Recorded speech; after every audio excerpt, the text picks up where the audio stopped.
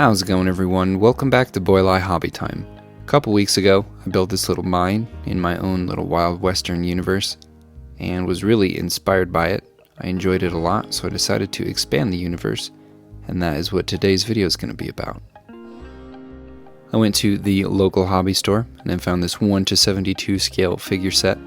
It came with a chuck wagon and a prairie schooner, which is also a wagon, in case you didn't know that. The set came with 2 quadcopters.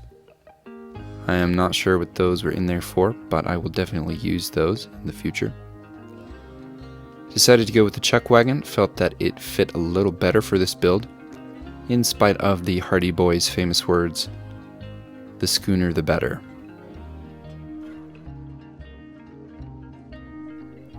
The kit did not quite go together like a Bondi kit does, but it wasn't so bad. Got that together pretty quick. I left those axles on there to be able to attach the legs to later. Then I broke out my bits box and started the kit bashing. I knew it was going to be very easy to overdo the upgrades on this and cause it to lose its identity as a wagon. So I tried to do it as tastefully as possible and just add a few things to the back. I also did not want it to feel too steampunky, so the chimney goes to a wood-burning stove. It is not the exhaust to the power source for this wagon, walking wagon. Also added a little tow cable at the back and some antennas.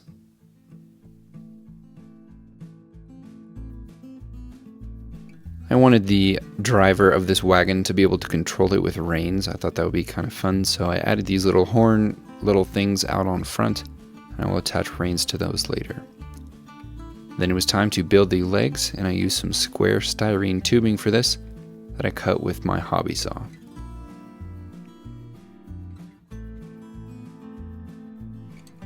Once I had cut out the top section of each leg, I drilled a hole in either side that was the same size as the axle. Made sure that looked good. And I moved on to the bottom portion of each leg. I kind of wanted this bottom section to look like a calf, so I found some pieces that looked like calves. Drilled a hole in the top corner of those, and then I cut out a little slot in the femur.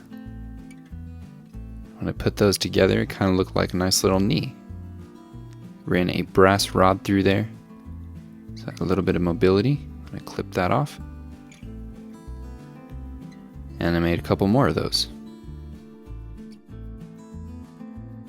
I glued the driver in place. I added some guitar string cords and ropes to the bottom. I added the tow cable to the back. I made a little hook out of some wire and styrene, and when that was done, I was pretty happy with how it was looking.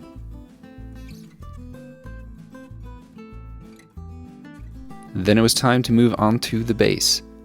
I wanted to include this little trapper crossing paths with the wagon, so I put those down and started plotting out the topography.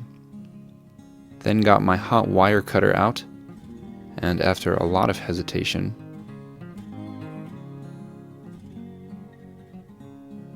I started carving. I did want the terrain to look pretty rough and necessitate the use of an all-terrain walking wagon. So I carved out some sections of rock, some sections of dirt, and I glued those together. I also used some corkboard to create some rock slabs. I think I could have made them look a little bit more natural, but I've never used cork in this way before, so I'm not too worried about it. After those were in place, it was time to seal everything. Because of Adam from north of the border, I decided to put my recipe up on screen for this.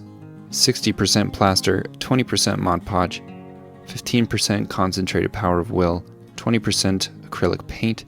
This color is coffee.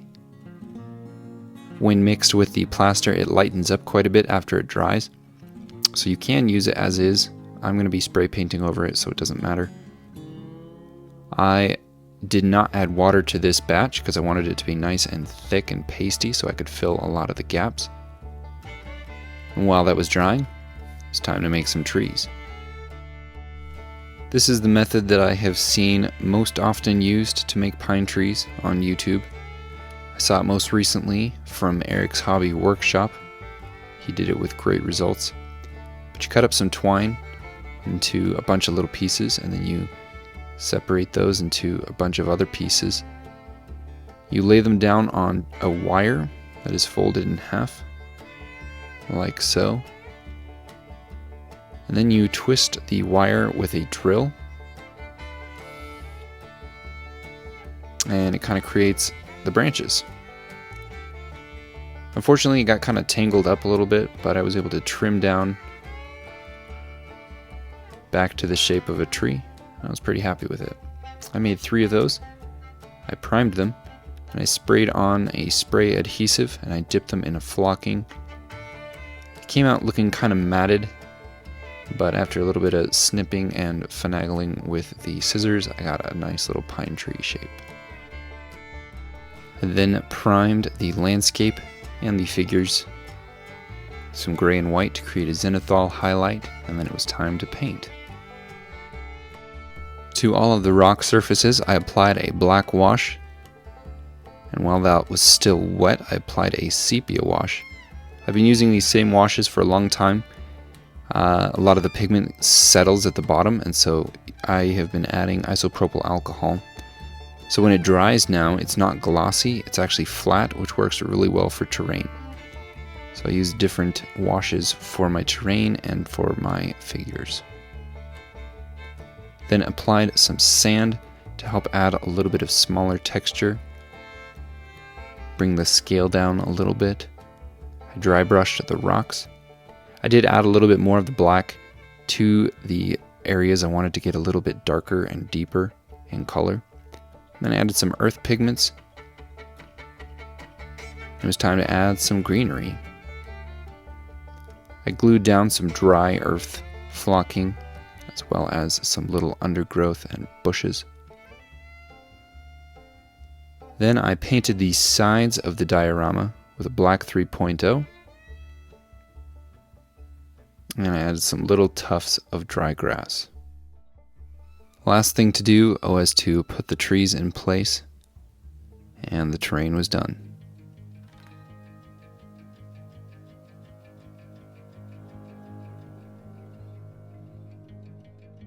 And then it was time to paint the figures. I really like the relaxed stance of this guy in this setting.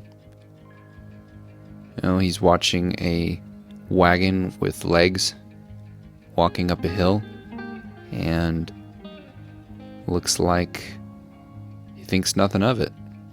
It's just a run-of-the-mill day in this universe.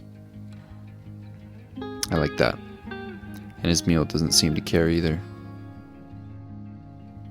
I like the thought that this is a prospector, kind of lives a hermit life with his wagon, looking for gold in the Rockies.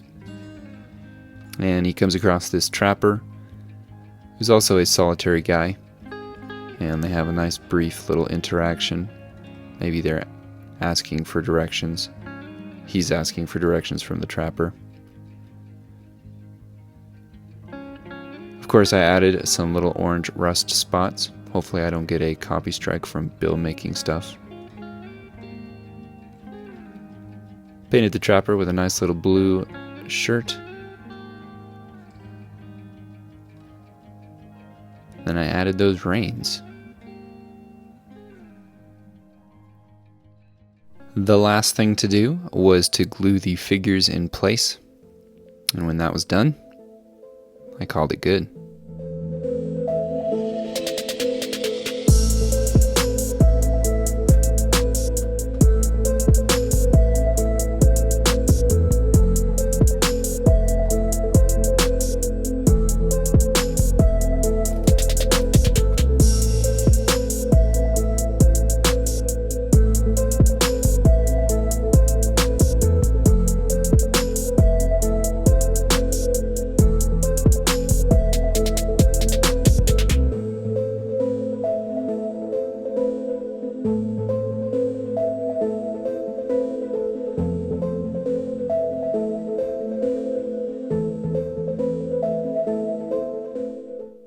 that is it for this video. Thank you all so much for watching. Hope you enjoyed. Hope you like these little Western world dioramas that I'm building. If you'd like to see more, let me know in the comments. Thank you to all of my patrons. You guys are all great. Have a great week, everyone. I will see you next time.